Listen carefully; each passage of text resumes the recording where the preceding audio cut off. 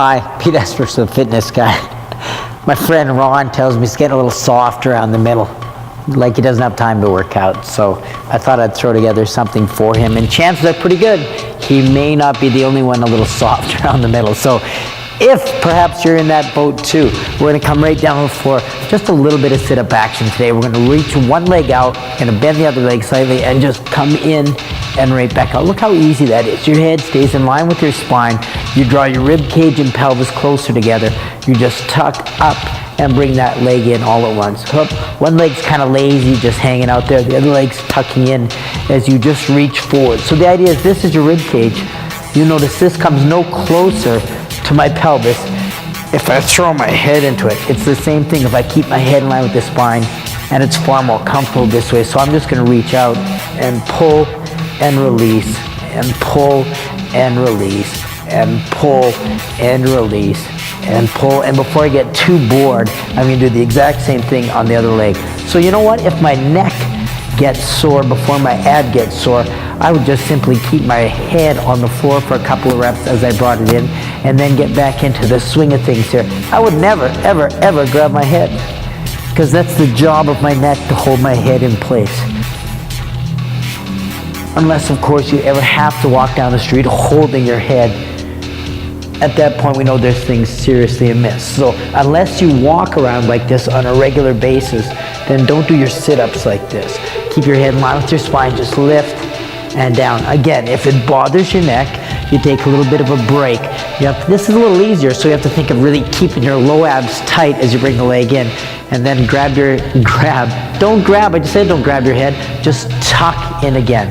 So you're just gonna tuck and in and tuck and in. And so we remove those hip flexors out a little bit. When we put both legs down, we're actually just going to take that frog leg kind of stance. Keep your knees out wide to the side and just push right down the center. Exhale as you come forward and just bring it right up and up. Again, if your neck gets sore, what do? You take a break. That's all you got to do. If anything gets sore, take a break. If your back gets sore, stop. Take a break. Come back later. Have a smoke, a little drink, get a coffee. Come on back. As long as you come back into this same kind of fashion, this same kind of idea where you're just crunching or drawing your rib cage in all the way out. So look at this. You're not flattening your back out. You don't have a super arch in your back. Your back is naturally arched. We just leave it that way. We don't fight it and try to make it do anything different at all. So you're just going to crunch right up for a few more times. You're going to crunch and down. You're going to crunch and down. Again, if your head's sore, matter of fact, when it's sore, just leave it right down. Bring the legs right in together. Put your hands flat on the floor and practice just tucking forward. It's not rolling onto your shoulders. It's just tucking your pelvis slightly forward, lifting your butt slightly clear of the floor and tucking your thighs in towards your chest. It's no better with your heels way up there. It's not that kind of party. We're just going to be right in tight here. We're just going to squeeze a little tuck for your low abs. And at the same time, you're resting your head, your neck, which is kind of cool, while your abs are still working. We're just going to tuck and release and tuck and release and tuck and release 5 more times. That's in case you're counting. Come on in and out. Or at least so you know we're going to end eventually. We're going to come in one more time. We're going to hold that tuck. So push down, bring your thighs right into your chest, hold your abs tight, your low abs nice and tight, and then release your back to the floor. Extend your legs up, come into a little crunch position and just drop one leg, and then the other leg, and one leg, and then the other leg. You're just going to stretch one leg at a time. Head stays in line with your spine, off the floor.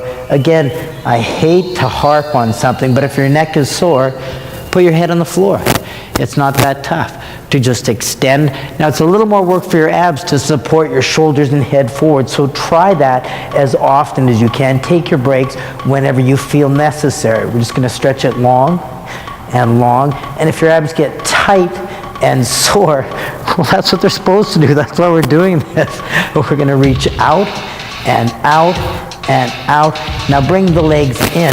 Put your legs down, your head down, and just alternate, bringing one thigh right in close to your chest. So we change that range of motion just slightly, take a little bit of work off your neck and your shoulders as you stretch and stretch and stretch. That rest was long enough, so take those legs back out, one leg up, and just lift and lift and lift. That's all. We're just gonna squeeze those last few reps out. Your low abs may be feeling tight at this point.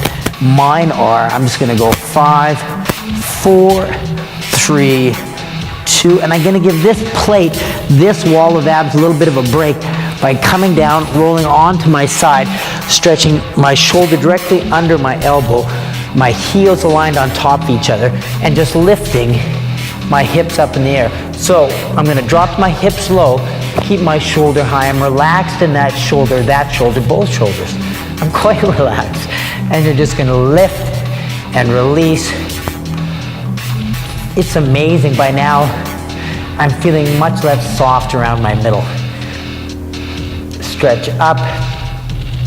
So keep that range of motion. Try to come about 1 inch off the floor and right up to level. Down and up. Nice long lift and release, lift. If you want to show up, you feel, or show off, feel like you need a little more, keep one leg up in the air as you drop. So you can take one leg up. This tends to stress the side of that bottom knee a little bit, so don't do a ton of them, just when somebody walks by the door. And down, lift up and down. We're gonna go 5 more, 4 more, 3 more, 2 more. We're gonna hold it still, hold it right there. Just hold it tight. And we're gonna roll onto both elbows. You're gonna come wrist, wrist, elbow, elbow, wrist, wrist. So you're still keeping your abs tight. We're just working in a slightly different fashion, giving them a little bit of a break without you even knowing it. So we're just going down and up. So we're just gonna end up doing 10 elbow walks on each side. And then we're gonna continue. Adjust your clothing so there's no mics available. Come down and up and down and lift. So you're not sinking your back, you're not dropping into anything. We're just slowly but surely keeping that plank position low and high. The same kind of distance between your knees, your ankles, your knees, your hips, and your shoulders. Nice long line as you just continue moving. And then we're gonna do 2 more, so we got roughly the same amount on each side. And we're gonna hold a bridge right down by the floor. So we're gonna tuck your abs tight, elbows directly under your shoulders, tuck, keep your head line with your spine, don't flare your shoulder blades, just hold it here momentarily. I'll be quiet, you can think on your own. Oh, that's good. So we're gonna work, we got wall of obliques on the other side. So the same thing that we did on your obliques. So we have your ankles, your knees, your hips, your shoulders in a line, and a lift. Lift, and lift, and lift, up and down. Lift, right, lift, come right up. Squeezing that inner side. So this is the wall that's working. Close to the floor, it's lengthening, shortening. So we're stretching and shortening that ab, that wall of obliques, that lean, mean wall of muscle that lines the side of your body. To stretch up. So in the last time, if you lifted one leg up, probably do the same thing here for 4 or 5 reps. But again, watch out for that bottom knee taking a lot of the weight. So we're just gonna drop up and squeeze and squeeze and squeeze. Just 4 and 3 and 2 and 1. Come right back onto your back. Tuck your knees in and stretch forward and down. Stretch forward and down. Give it a shot at coming all the way up without lifting your feet off the floor. If this is as far as you get, that's okay. But the idea is I want to keep the feet on the floor Because surprisingly, this does very little for my abs. It's amazing, really. And I've seen a lot of it. So try to keep your feet right on the floor as you lift and release, lift and release. You can go into those funky figure fours, which is just straightening one leg, dropping one knee to the side, and coming up, and coming up, coming up, up, and up. And then hold it at the top, extend your other leg, bring it in.